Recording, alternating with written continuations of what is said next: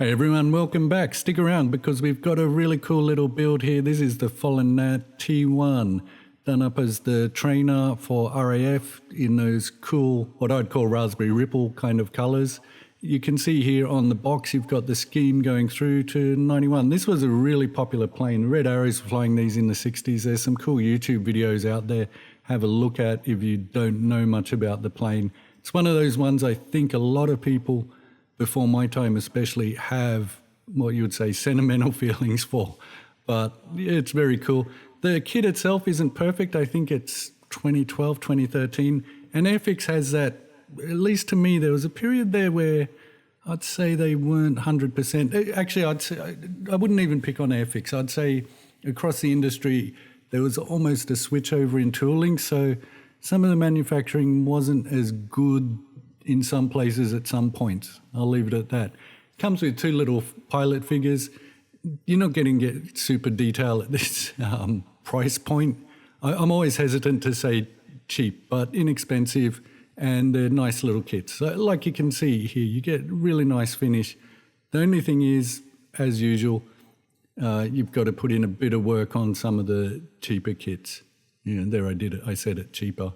Ignore me on that one. You all know what I mean. The detail on the cockpit, it's fine for what it is. I'm always in a dilemma on these 1/72 and small planes in general on the detail that you put in, because while I enjoy doing it, I'm always aware that, especially once the canopy goes on, chances are there's more chance of an archaeologist in 500 years finding it than probably even me seeing it again. What I've done here to get into the build itself is I'm just using some silver paint just to do the intakes. I could airbrush it, but sometimes it just seems a bit more trouble than it's worth.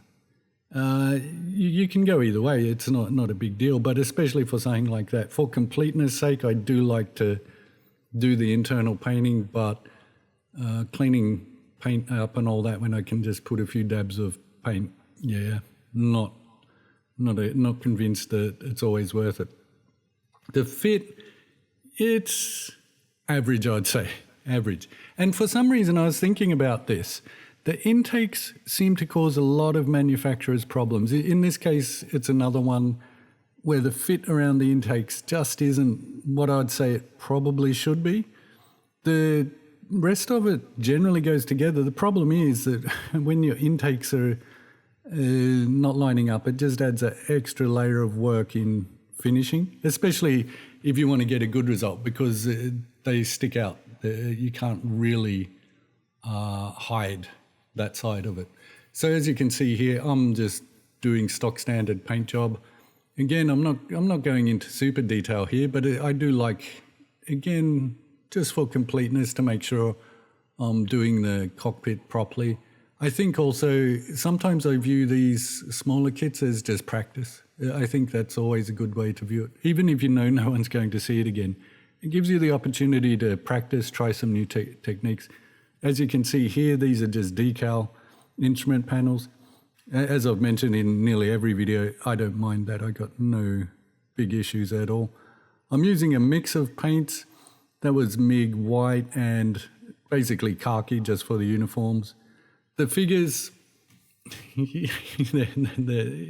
anyone who's done an Airfix kit knows what the figures are like. I like to do them. That boyish part of me especially likes to do them. So, yeah, it's just one of those ones where, I hate to say it, but it is what it is. Airfix figures are Airfix figures. I have had to use a little bit of filler. I'm using the Humbrol there. It's one that I hadn't used before, or not for a long time, but generally these days I prefer it over Tamiya I used to use, and I do have some epoxy putty there, but some of them seem a bit like messing around, whereas the Humbrol one I've actually enjoyed. The fit on that wing, and as I say, around the intakes, was giving me a few headaches. I'm not afraid to come back with a bit of super glue if I need to.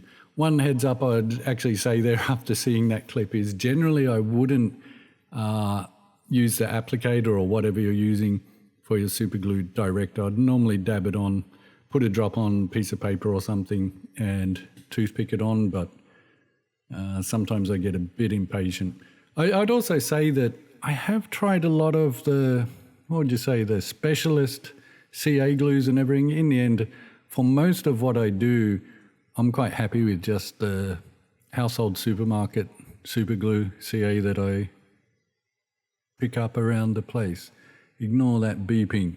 Okay, so you can see here, especially on the undersurface of the plane, the fit really wasn't the best. And I've gone for gear up, so I'm doing it in flight on the stand.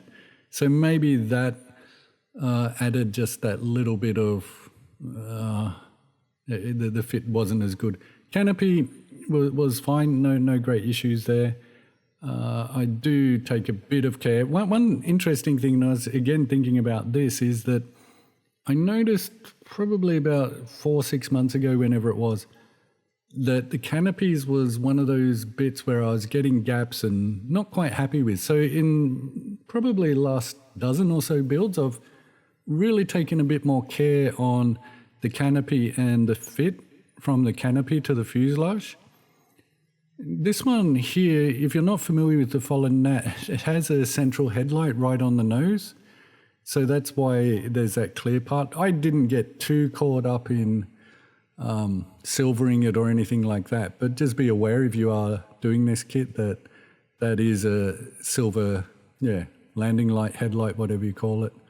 Because of the, say, average fit, I did come across and use the Mr. Surfacer, I think it was 1500, just to try and even it out a bit. And then I've come across with the white, only because from a painting point of view, much easier to do the white first and then come with the red on top, and in that case the black for the nose cowling, than trying to do it the other way.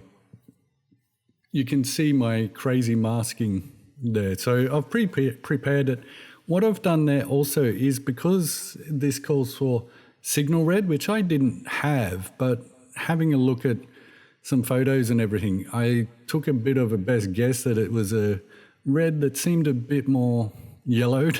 I don't know how else to phrase that, but that was my take on it. It was a bit of just that brighter red, not orange, but in that sort of space. So what I did was kind of just eyeballed adding some yellow to my red.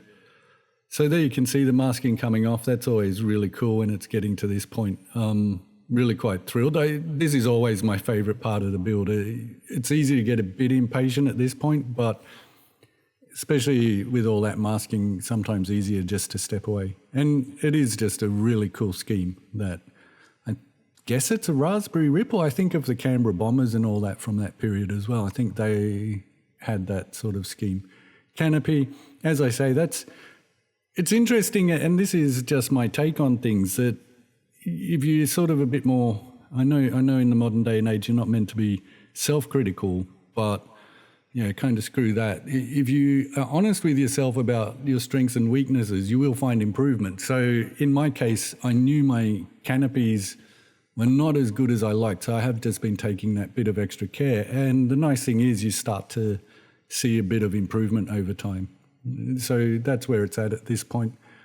We're right on to decals. Oh, before I forget, don't forget the usual: like, comment and subscribe. Always happy to get input and learn more from everyone out there. That's actually been one of the things I have enjoyed about the channel as a whole, is some of the things I've learned over the last year or so.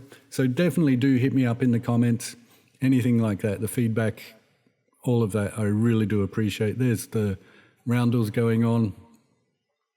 No great dramas with the decals at all. I would say that the masking, especially on some of the black cowling here, at first I was like, it's not 100% perfect, but I actually liked the effect where it almost looked a bit scratched and scraped, because I could be totally wrong on this, but I view a lot of this sort of training equipment almost like treated a bit like the old Dodgem cars at the fun fair and things like that. There was a number on it, and whoever it was allocated to for the morning. So they're actually at least in my mind, this type of gear was heavily used and heavily maintained. So it has its number on it for whoever's taking it out for a ride for the day and that type of stuff, or the flight for the morning. So I kind of left some of that, what would I say, roughness or rawness to it. And I've actually, I do like the effect. So while it's all neat paint job, you will see, especially up around the nose and things like that, there's a bit of that black where it's just a little bit, I'd say, grainy or so on. So that's just one of those, well, you'd say judgment call. What I'm doing here is using a really sharp razor just to, well, as you see, trim these decals. So there you have it. I hope you've enjoyed this build. It's a really nice little kit, don't get me wrong. It's not perfect. There's a few issues, especially around the intakes. But so long as you're aware of them and you're patient, you'll get a really nice plane. So this is another one definitely going on the shelf. And I do hope you've enjoyed it. As always, stay safe out there. Any questions, comments, love to hear from you. And I'll see you in the next one. The next one, I think, is what have I got coming up? Oh, it's Spitfire Mark 1, 1/48 scale. So definitely come back for that. That'll be up next week. Hope you've enjoyed this. Stay safe. See you next time. Thanks again. Bye.